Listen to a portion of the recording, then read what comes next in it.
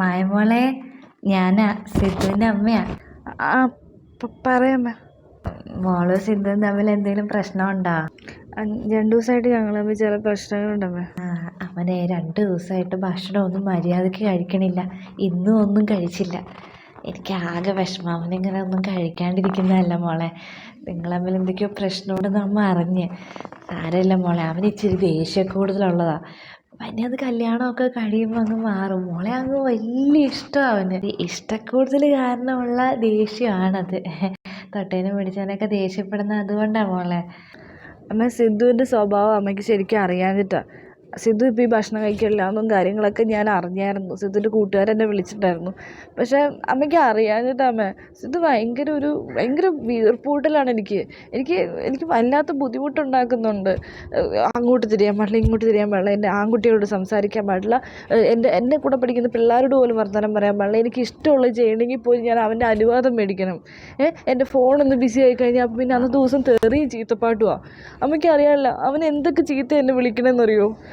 ഞാൻ എത്രയാണെന്ന് വെച്ചാൽ അഡ്ജസ്റ്റ് ചെയ്യണം. ഇത്രയും കാലം അഡ്ജസ്റ്റ് ചെയ്യില്ലേ. എനിക്കൊരു സമയം, എനിക്കൊരു റിലാക്സേഷൻ വേണ്ടേ. എനിക്കൊരു മൈൻഡ് തന്നെ ഓക്കെ അല്ല. ഞാനൊരു ഭ്രാന്ത് പിടിച്ച പോലെ നടക്കുന്നേ. അമ്മയുടെ മോനൊക്കെ ആയിരിക്കും, പക്ഷേ ഇതൊരു സ്വഭാവം ഭയങ്കര മോശമാണ്. അവനോടുള്ളൊരു ഇഷ്ടം കൊണ്ട് മാത്രമേ അമ്മ ഞാനിപ്പോഴും ഇങ്ങനെ പിടിച്ച് നിൽക്കണേ. എൻ്റെ മോനായതുകൊണ്ട് പറയല്ല, ഇത്രയും സ്നേഹിക്കാൻ അറിയുന്ന ഒരു മോനുണ്ടല്ലോ. എനിക്കറിയാം, മോക്കതിനെക്കുറിച്ചൊക്കെ അറിയാം. എന്നാലും ഞാൻ അവന് ഭയങ്കര ഇഷ്ടമാണ് മോളെ. അതുകൊണ്ടാണ് അവൻ ഇങ്ങനെയൊക്കെ ദേഷ്യപ്പെടുന്നത്. ഒരു അമ്മായിയമ്മയായിട്ടല്ല, സിദ്ധുവിൻ്റെ അമ്മയല്ല, ഞാൻ എൻ്റെ മോളെ പോലെയാണ് കൊച്ചിനെ കണ്ടേക്കണേ. കുറച്ച് ധൈര്യമായിട്ട് ഇങ്ങ് വന്നോ.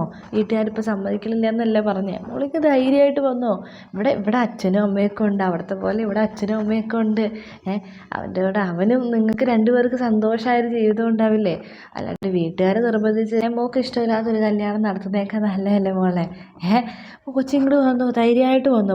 മോൾ ഇവിടെ മോളുടെ വീട്ടിൽ എത്ര സ്വാതന്ത്ര്യം ഉണ്ടോ അതിലിരട്ടി സ്വാതന്ത്ര്യവും സ്നേഹവും തന്ന് ഞങ്ങൾ മോളെ നോക്കിക്കോളാം. എൻ്റെ ഒരു മരുമോളായിട്ടല്ല ഞാൻ കാണുന്നത്, എൻ്റെ മോളായിട്ട് ഞാൻ കാണുന്നത്. മോൾ ധൈര്യമായിട്ട് വന്നു. അങ്ങനെ ഒരു വീട്ടിലൊരു പ്രശ്നം ഉണ്ടാവുകയാണെങ്കിൽ ധൈര്യമായിട്ട് മോൾ ഇവിടെ ഏറി വന്നോ. ഞാൻ നിലവിളക്കുമായിട്ട് എപ്പോഴും അവിടെ ഉണ്ടാവും കേട്ടോ. സിറ്റൗട്ടിൽ എപ്പോഴും ഉണ്ടാവും. മോളെന്നാൽ പിന്നെ ദേഷ്യവും വാശിയൊക്കെ മാറ്റി വെച്ച് അവനെ ഒന്ന് വിളിക്കാം. വിളിച്ചു കഴിഞ്ഞാൽ അവൻ ഭക്ഷണം കഴിക്കുമെന്നേ. ശരി അമ്മ, ഞാൻ അവനെ വിളിക്കാം. വിളിക്കാം കേട്ടോ. ശരി. നീ ഒന്ന് മനസ്സിലാക്കുക, എനിക്ക് നീ ഇല്ലാണ്ട് പറ്റില്ല.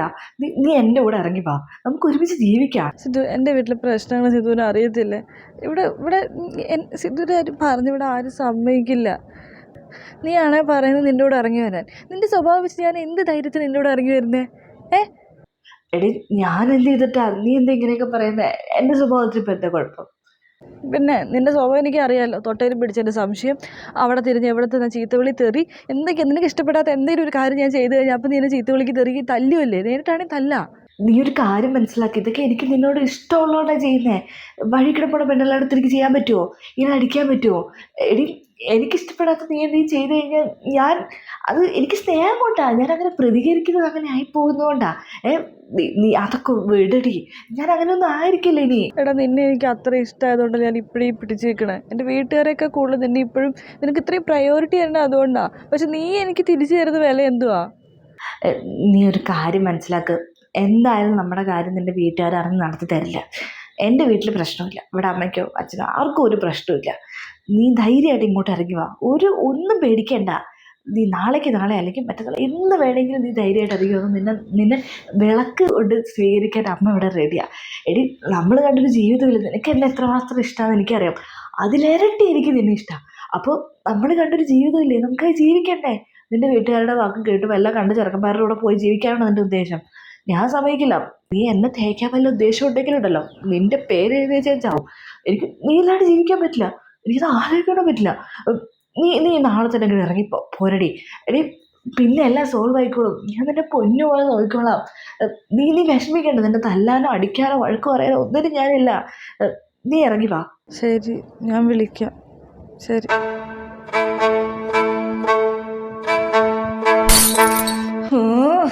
നശിപ്പിച്ചു. നല്ല നാന്തര ഗ്ലാസ് കൊട്ടി ചിട്ടേക്കടെ നോക്കിക്കേ.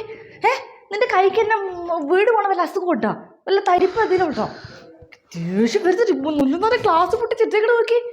ഞാൻ പൂതം പൊറ്റി അങ്ങോട്ട് സൂക്ഷിച്ചു വെച്ചേക്കണ ഗ്ലാസ് പ്ലേറ്റ് വയ്ക്കുക. ഓരോ ദൂരത്തെ കിട്ടി തല്ലി പൊട്ടിക്കുക. നിന്റെ വീട്ടിൽ നിന്ന് കൊണ്ട സാധനം ഓടിയത് കൊണ്ട ഒരു ഗുണമില്ല, ഒന്നുമില്ലാണ്ട് സുഖമായിട്ട് ബാഗ് പെറുക്കി എൻ്റെ മോനെയും പറ്റിച്ച് കെട്ടിക്കയറി വന്നവൾ വീട് മൊത്തം നശിപ്പിച്ച് കളയുക. അവിടെ നശിപ്പിച്ച് ഇവിടെ നശിപ്പിച്ച് ഗ്ലാസ് പൊട്ടിച്ച് ഇനി എന്തൊക്കെ പൊട്ടിക്കാൻ കിടക്കുന്നത്? നീ ശ്രീധരൻ കൊണ്ടുവന്ന പൈസ കൊണ്ട് മേടിച്ച സാധനമൊന്നുമല്ലത്. അമ്മ ഞാൻ അറിഞ്ഞില്ല, എൻ്റെ കയ്യിൽ നിന്ന് അറിയാണ്ട് വീണ് പൊട്ടിയതാ. ഞാൻ എല്ലാ സാധനവും സൂക്ഷിച്ച് കൊണ്ട് നടക്കണതാണ്. ഗ്ലാസ് പൊട്ടി അതിൻ്റെതായ വേദന എനിക്കുണ്ട്. ഞാൻ അവിടെ ഇവിടെയും പണിയെടുത്തും കൂലിപ്പണിക്കൊക്കെ പോയിട്ടുണ്ടാക്കിയ ഗ്ലാസ് പ്ലേറ്റും സാധനങ്ങളാണ്. അതൊക്കെ തല്ലിപ്പൊടിച്ച് കളയുമ്പോൾ എനിക്ക് വിഷമമുണ്ട്. നിന്റെ നോട്ടത്തിൽ ഭാവത്തിൽ വരെ ഭയങ്കര അഹങ്കാരമാണ്. ഞാൻ ഈടെയായിട്ട് ശ്രദ്ധിക്കുന്നുണ്ട്. എന്തെങ്കിലും ഉണ്ടായിട്ട് വലിയ സ്ത്രീധനമൊക്കെ ആയിട്ട് ഇങ്ങോട്ട് കയറി വന്നവളാണ് ഈ കാണിക്കണേന് അർത്ഥമുണ്ട്. 10 പൈസയില്ല, 10 വയസ്സിലാണ്ട് കൈ വീശി കയറി വന്നവളുടെ അഹങ്കാരം കണ്ടില്ലേ? ക്ലോസ് ഇട്ട് പൊട്ടിക്കണു. മര്യാദയ്ക്ക് വേഗം വൃത്തിയാക്കാൻ നോക്ക്. ഞാൻ പുറത്തേക്ക് പോവാ. തിരിച്ചു വരുമ്പോൾ എല്ലാം കുപ്പിച്ചിൻ്റെ സാധനങ്ങൾ എല്ലാം കിടക്കണം കണ്ടാട്ടല്ലോ.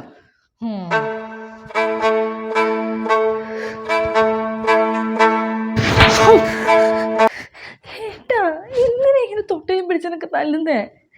ഞാൻ എന്ത് ചെയ്തിട്ടാ? എന്തെങ്കിലും ദേഷ്യം വന്നാൽ വല്ലവരുണ്ടോ ദേഷ്യം മൊത്തം എന്നോട് തീർക്കണം? എന്തിനാ?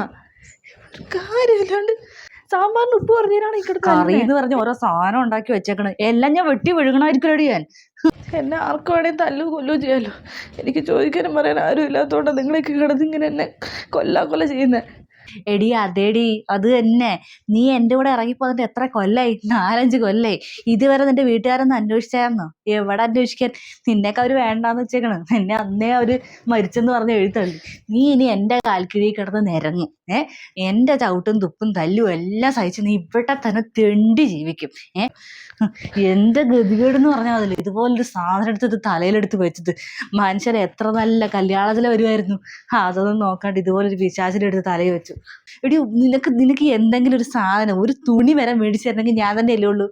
അപ്പം ഞാൻ പറയണ അനുസരിച്ച്, ഞാൻ പറയണ കേട്ട്, ഞാൻ പറയണ അനുസരിച്ച് ജീവിക്കാൻ പറ്റുമെങ്കിൽ നീ ഇവിടെ ജീവിക്കടി. അല്ലെങ്കിൽ ഇറങ്ങിപ്പോടി. എവിടേക്ക് ഇറങ്ങിപ്പോവാൻ? നിന്റെ വീട്ടിൽ പോയാൽ നിന്നെ കയറ്റുമോ? എവിടെ കയറ്റാൻ? നീ ഇവിടെ കിടന്ന് നരകിക്കൂടി. ഞാൻ പറയണത് കേട്ട് മര്യാദയ്ക്ക് ജീവിക്കാൻ പറ്റുമോ നീ ജീവിക്കും. അല്ലാത്ത പക്ഷി എനിക്ക് ഇഷ്ടമുള്ളപ്പോൾ ഒക്കെ ഞാൻ തല്ലും. എനിക്ക് ഇഷ്ടമില്ലാത്ത കാര്യം നീ എന്ത് ചെയ്താലും ഞാൻ എടുത്തിട്ട് നിന്നെ അടിക്കും. അതൊക്കെ സഹിക്കാൻ പറ്റുമെങ്കിൽ നീ സഹിക്കും. നീ അഹങ്കരിക്കണ്ട. നിന്റെ നാവ് പുറത്ത് വന്ന, നിന്റെ സൗണ്ട് എങ്ങാനും ഇവിടെ കേട്ടാ ഞാൻ പറഞ്ഞിട്ടൊന്നും വേണ്ട. ഓള് മനുഷ്യൻ തല്ലുകൊണ്ട് ചീത്ത കേട്ട് തെറിയായിട്ട് ഞാൻ മടുത്തു.